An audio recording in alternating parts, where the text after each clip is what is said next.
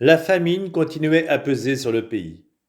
Aussi, quand ils eurent fini de manger le blé rapporté d'Égypte, leur père leur dit : « Retournez nous acheter un peu de nourriture. » Judas lui répondit : « L'homme nous a déclaré expressément : vous ne serez pas admis en ma présence si votre frère n'est pas avec vous. Si tu laisses notre frère partir avec nous, nous descendrons acheter de la nourriture. Mais si tu ne le laisses pas partir, nous ne descendrons pas. Puisque l'homme nous a dit : vous ne serez pas admis en ma présence si votre frère n'est pas avec vous. Israël dit alors : pourquoi m'avoir fait du mal en apprenant à l'homme que vous aviez encore un frère ? Ils répondirent : l'homme nous a pressé de questions sur nous et notre parenté. Votre père est-il encore en vie ? Disait-il. Avez-vous un frère ? Nous avons répondu à ces questions. Est-ce que nous pouvions savoir qu'il dirait amener ici votre frère ? Judas dit alors à son père Israël : laisse partir le jeune homme avec moi. Debout. Allons, si nous voulons vivre et non pas mourir, nous, toi et nos jeunes enfants. Moi je me porte garant de lui. Tu pourras m'en demander compte. Si je ne le ramène pas auprès de toi, si je ne le présente pas devant toi, j'aurai commis une faute envers toi pour toujours. Si nous n'avions pas tellement hésité, nous serions déjà revenus 2 fois. Leur père Israël reprit : si c'est le cas, eh bien faites ceci. Prenez dans vos bagages des produits du pays pour en faire présent à cet homme. Un peu de baume, un peu de miel, des aromates et de la myrrhe, des pistaches et des amandes. Prenez avec vous 2 fois la somme d'argent. Ainsi l'argent remis sur le dessus de vos besaces, vous pourrez le restituer. C'était peut-être une erreur. Emmenez votre frère, debout. Retournez chez cet homme. Que le Dieu puissant vous donne de susciter la compassion de cet homme. Que celui-ci vous laisse ramener votre autre frère, et aussi Benjamin. Pour moi, si je dois être privé d'enfants, que j'en sois privé.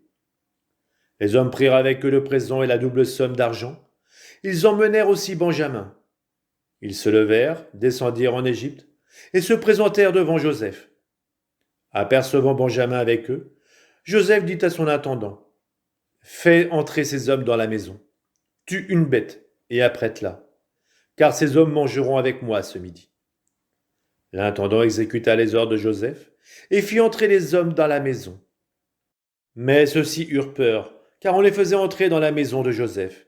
Ils se disaient : c'est à cause de l'argent remis dans nos besaces la fois passée. C'est pour cela qu'on nous amène ici. Ils vont se ruer sur nous, tomber sur nous, nous garder comme esclaves avec nos ânes. Ils s'approchèrent de l'intendant de Joseph et lui parlèrent à l'entrée de la maison, en disant : pardon, mon Seigneur, nous sommes déjà descendus une première fois pour acheter de la nourriture. Or, quand nous sommes arrivés à l'étape et avons ouvert nos besaces, chacun retrouvait son argent sur le dessus de sa besace. La somme exacte, nous la rapportons avec nous. Et nous sommes descendus avec une autre somme d'argent pour acheter de la nourriture. Nous ne savons pas qui avait remis notre argent dans nos besaces. L'intendant répondit : soyez en paix, n'ayez pas peur. C'est votre Dieu, le Dieu de votre père, qui a caché un trésor dans vos besaces. Votre argent m'était bien parvenu. Et il leur relâcha Siméon. L'homme les fit entrer dans la maison de Joseph.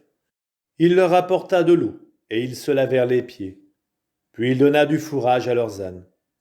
Ils préparèrent le présent en attendant l'arrivée de Joseph pour midi, car ils avaient appris qu'ils prendraient là leur repas.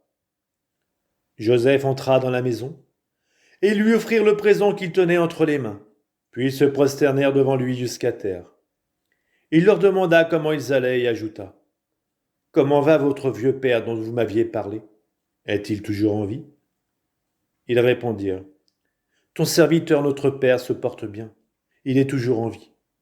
Puis ils s'inclinèrent et se prosternèrent.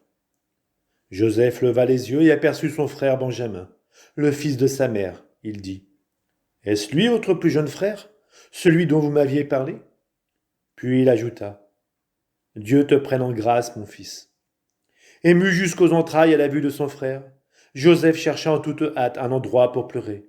Il entra dans sa chambre, et là il pleura. Il se lava le visage et ressortit. Il se domina et dit : servez le repas. On le servit à part. On les servit à part, eux aussi. et on servit à part les Égyptiens qui mangeaient chez lui. Car les Égyptiens ne peuvent prendre un repas avec les Hébreux. Ce serait une abomination pour les Égyptiens. Les Hébreux se placèrent devant Joseph par rang d'âge, depuis l'aîné selon son droit d'aînesse jusqu'au plus jeune. Et ils se regardaient l'un l'autre avec étonnement.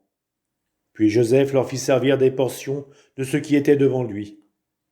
Et la portion de Benjamin était 5 fois plus copieuse que celle de tous les autres. Ils burent et s'enivrèrent avec lui.